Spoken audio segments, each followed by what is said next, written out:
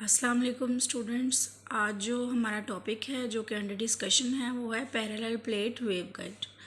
Parallel plate waveguide को next मैंने दो पार्ट्स में डिवाइड कर दिया इसको, क्योंकि इसके दो पार्ट्स में between the parallel plate waveguide जो होगा हमारे पास, एक तो उसका इलेक्ट्रिक वेव होगी और एक उसकी मैग्नेटिक वेव होगी।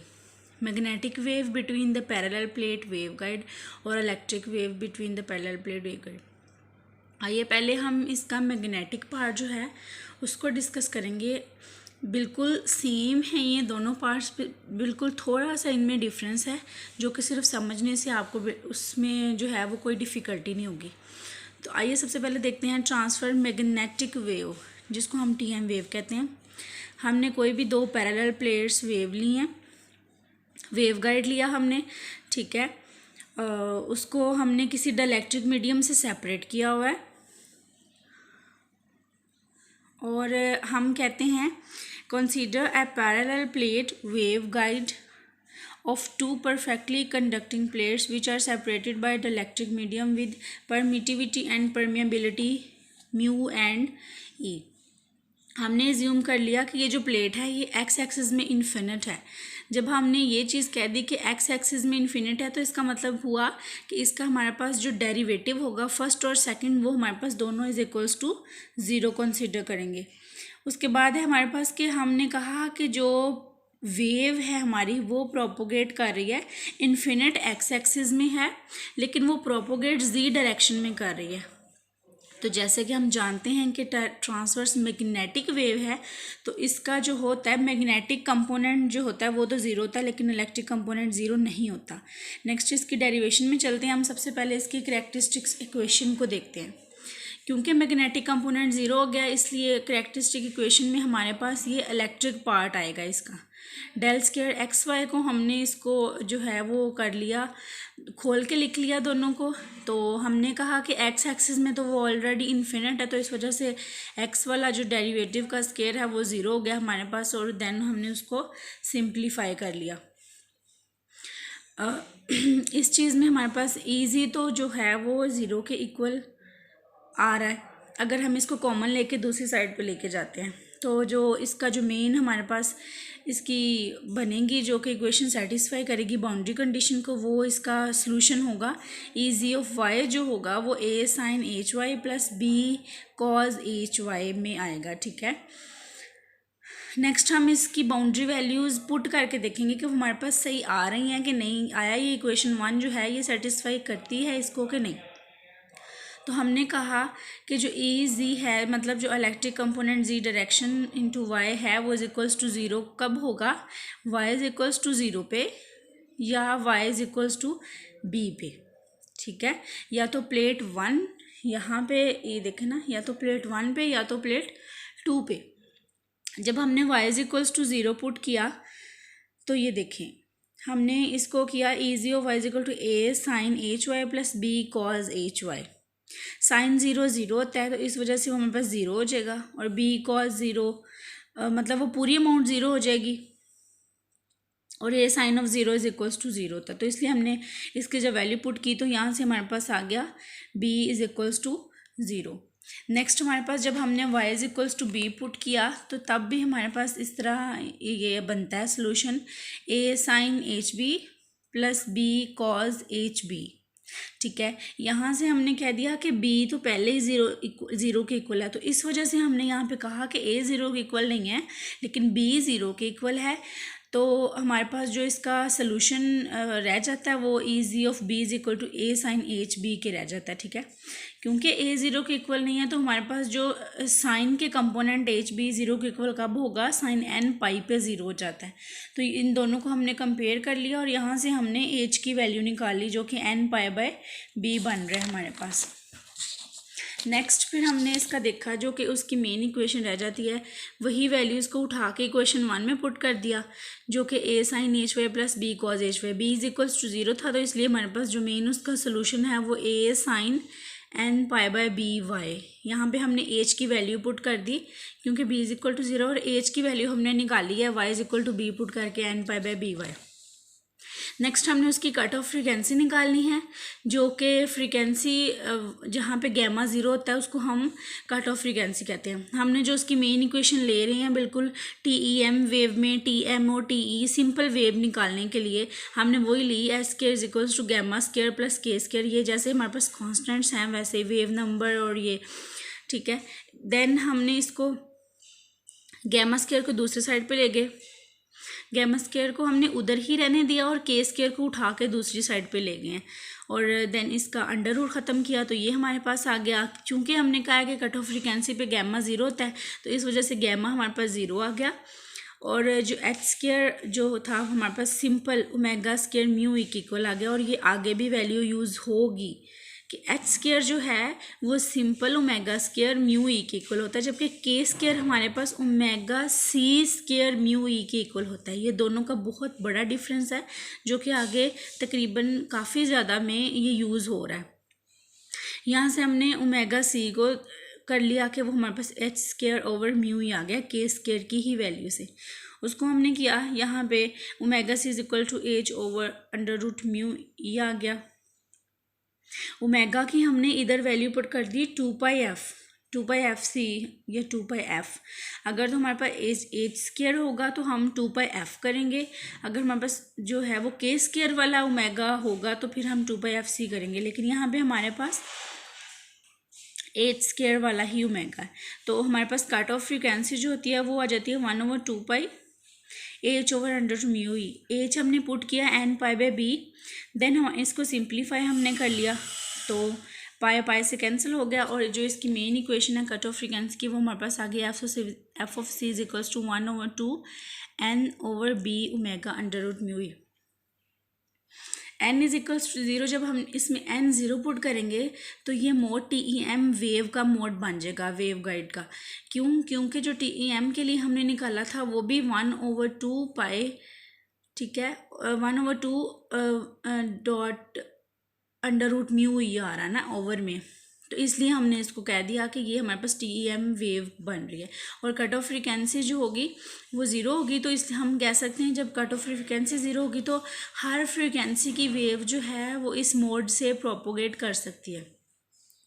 नेक्स्ट हमने इसको सिंप्लीफाई करने के लिए देखें हमने वही सेम इक्वेशन ली जो हमने पीछे ली थी, ठीक है। उसमें gamma square is equals to H square plus K square, उसी को सिंप्लीफाई करके लिखा।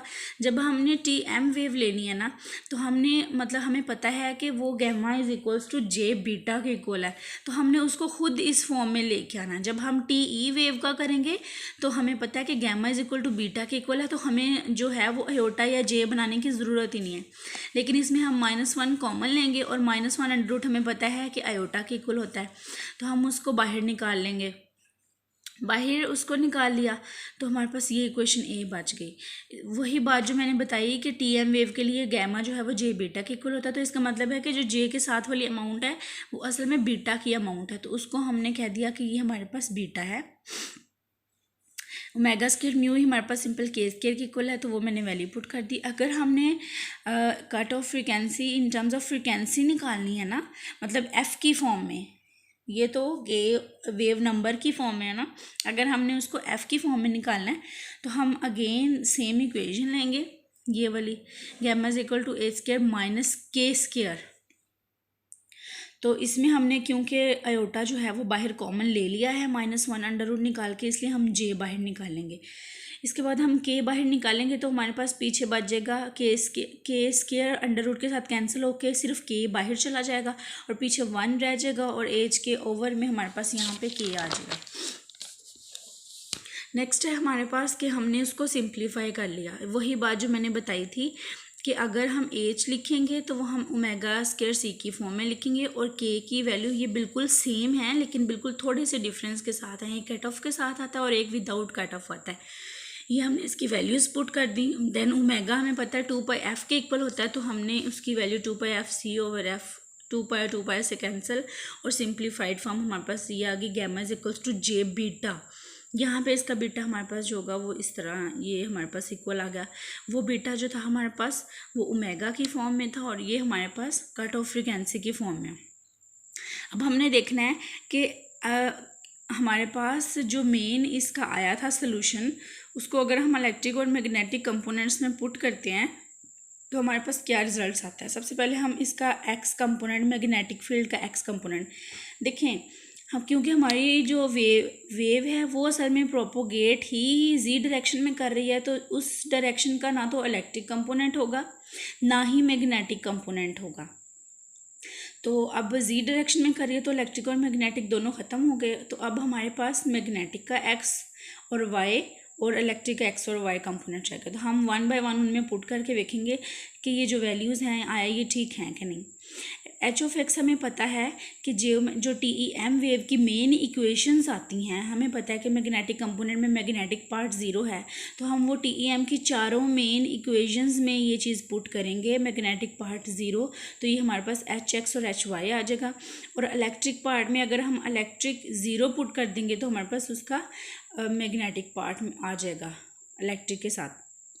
हम एच एक्स के साथ यहाँ पे गौर करें, J omega E over H square curl over curl Y E G, मतलब इलेक्ट्रिक कंपोनेंट आ रहा है मैग्नेटिक के साथ। यहाँ पे हमने उसका सोल्यूशन पुट कर दिया A sine N pi by B Y, मतलब ए साइन एच वाई था ना, तो एच की वैल्यू पुट कर दी।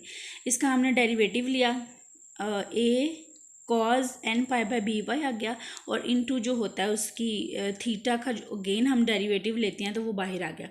चूँकि एन पाई बाय बी जो है वो हमारे पास एच के इक्वल होता है, एच के इक्वल होता है, तो मैंने एच को एच से कैंसिल कर दिया, तो उस वजह से हमारे पास जो एच एक्स होगा वो सिर्फ ये बचेगा कि ये चीज़ है बस।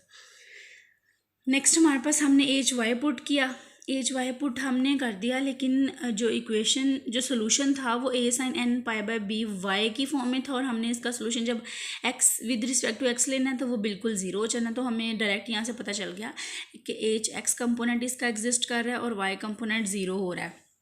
देन हमने इलेक्ट्रिक कंपोनेंट एक्स पुट किया, तो वो भी बिल्कुल सेम सिचुएशन थी कि with respect to X derivative ले रहे हैं और वाई की फॉर्म में हमारे पास वेरिएबल है जो उसका सोल्यूशन है, तो इस वजह से वो भी ऑलरेडी ज़ीरो। मतलब हमने यहाँ से क्या देखा कि जो मैग्नेटिक फील्ड का जब भी वेव हमारे पास प्रोपोगेट करी होगी जी डायरेक्शन में, तो ट्रांसवर्स मैग्नेटिक कंपोनेंट वेव में जो हमारे पास इलेक्ट्रिक फील्ड का एक्स कंपोनेंट और मैग्नेटिक फील्ड का वाई कंपोनेंट ज़ीरो होगा। नेक्स्ट हमने इसका ई ऑफ वाई कंपोनेंट देख लिया, इलेक्ट्रिक फील्ड का वाई डायरेक्शन में क्या, उसके हमने सिंपल डेरिवेटिव लिया A cos N pi by B Y, और वही बात फिर अगेन उसका थीटा का derivative N pi by B Y, मतलब ठीक है। और एच की वैल्यू है एन पाई बाय बी, तो एच एच से कैंसिल हो गया और ये हमारे पास उसकी मेन इक्वेशन बन गई। नेक्स्ट हम देखते हैं transverse electric wave between the parallel plate, ठीक है। इसमें भी हमने सेम वही बात के दो हमने वेवगाइड लिए, परफेक्टली कंडक्टिंग थे और उनको डायलेक्ट्रिक से सेपरेट किया हुआ था, वेव जी में प्रोपोगेट करी थी। लेकिन इसमें डिफरेंस आ जाता है, क्योंकि ये ट्रांसवर्स इलेक्ट्रिक वेव है तो इसका इलेक्ट्रिक पार्ट ज़ीरो होगा और मैग्नेटिक पार्ट जो होगा वो ज़ीरो नहीं होगा, तो इसकी करैक्टरिस्टिक इक्वेशन में मैग्नेटिक पार्ट आएगा। ट्रांसवर्स मैग्नेटिक में इलेक्ट्रिक पार्ट आया था, यहाँ पे एच जी की जगह ई जी आया था। सेम उसी तरह हमने इसको भी सॉल्व कर लेना है, ठीक है। यहाँ पे ये वेव जो है वो एक्स एक्सिस में इन्फिनिट है, तो इस वजह से एक्स जो कंपोनेंट है इसका डेरिवेटिव वो ज़ीरो हो गया। सेम बिल्कुल जैसे हमने पीछे किया कि हमें एच जी कंपोनेंट जो है वो यहाँ पे ज़ीरो को शो कर रहा है कि वो ज़ीरो, लेकिन वो ज़ीरो नहीं है, वो ज़ीरो नहीं है क्योंकि ये ट्रांसवर्स इलेक्ट्रिक कंपोनेंट, तो इसलिए हमने इसकी करैक्टरिस्टिक इक्वेशन बना ली कि हम जो स्क्वायर की फॉर्म में होता है उसको डी स्क्वायर की फॉर्म में लिखते हैं जब हमने उसकी करैक्टरिस्टिक इक्वेशन बनानी होती है। तो सेम उसका सोल्यूशन भी हमारे पास मैग्नेटिक पार्ट का वाई डायरेक्शन में आ गया कि A sine H Y plus B cos H Y. यहाँ पे हम अगेन इसकी बाउंड्री कंडीशंस पुट करके देखते हैं कि ये आया हमारे पास सोल्यूशन करेक्ट है कि नहीं। बाउंड्री कंडीशन में चूँकि हमने पहले ही कह दिया कि ये इलेक्ट्रिक ट्रांसवर्स इलेक्ट्रिक जो है वेव है, तो इस वजह से इसका इलेक्ट्रिक पार्ट ज़ीरो होगा, तो लेकिन मैग्नेटिक पार्ट ज़ीरो नहीं हो सकता, तो इसलिए हम कहेंगे कि जो इसमें चेंज आ रही है, मतलब जो इसका डेरिवेटिव होगा इज का विद रिस्पेक्ट टू वाई, वो तो ज़ीरो हो सकता है। तो वो ज़ीरो कब होगा, वाई जब ज़ीरो के इक्वल होगा या जब वाई बी के इक्वल होगा। तो हमने इसको पुट करके देखते हैं बारी बारी। जब हमने इसको वाई पुट किया तो हमने पहले एच जी लिखा, ठीक है। फिर उसका डेरिवेटिव लिया, डेरिवेटिव में y is equals to 0 put करना है, एच जी में 0 नहीं पुट करना जो हमारे पास मेन ओरिजिनल, पिछली में तो हमने ये किया कि हमने ओरिजिनल इक्वेशन में पुट कर दिया, लेकिन यहाँ पे हमने पहले कह दिया हुआ कि इलेक्ट्रिक का जो है वो मैग्नेटिक पार्ट 0 नहीं हो सकता, लेकिन उसका चेंज 0 हो सकता है। तो जब हमने उसमें पुट किया सिंपल, तो हमारे पास ए इज इक्वल्स टू 0 आ गया, ठीक है। क्योंकि sine of 0 is equals to 0, तो पीछे हमारे पास ए एच और कॉस 0 1 होता है, तो ए एच बच गया और मतलब ए इज इक्वल्स टू 0।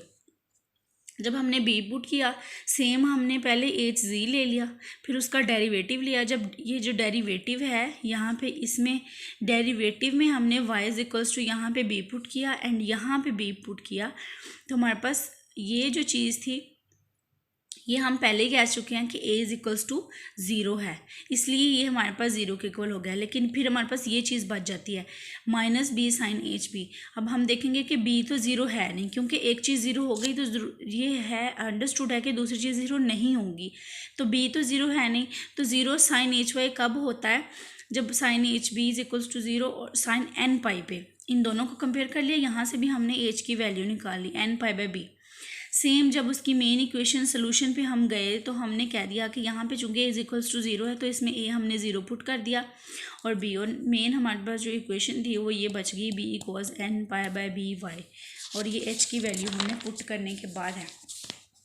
इसकी कट ऑफ फ्रीक्वेंसी देख लें, बिल्कुल वैसे ही है, क्योंकि ये ट्रांसवर्स इलेक्ट्रिक जो है वेव है, इसको गैमा जो है इसका वो बीटा के इक्वल था, जो मैग्नेटिक पार्ट था उसका गैमा जे बीटा के इक्वल था, इसका गैमा सिर्फ बीटा के इक्वल है। तो सिंपल हमारे पास जो कट ऑफ फ्रीक्वेंसी होगी, जिस तरह मैंने पीछे सॉल्व किया, लेकिन इसमें -1 लेके उसको इमेजिनरी बनाने की ज़रूरत नहीं है, क्योंकि इसका गैमा हमारे पास सिर्फ और सिर्फ बीटा के इक्वल है।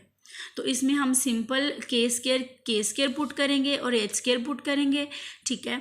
उसको पुट करने के बाद उसको के को बाहर हम कॉमन ले लेंगे, कॉमन लेने के बाद उसको अंदर से सॉल्व कर लेंगे जिस तरह मैंने पीछे किया, लेकिन उसमें मैंने सिर्फ एक स्टेप एक्स्ट्रा किया कि मैंने उसमें -1 कॉमन लेके पहले उसको बाहर लेके गई, फिर के लेके गई। लेकिन इसमें क्योंकि हमें इमेजिनरी पार्ट की ज़रूरत ही नहीं है, तो इसलिए मैं डायरेक्ट इसको सॉल्व करूँगी और सेम वही स्टेप्स करूँगी विदाउट 1 स्टेप, जो कि जिसमें मैंने माइनस आयोटा कॉमन लिया था अंडर रूट।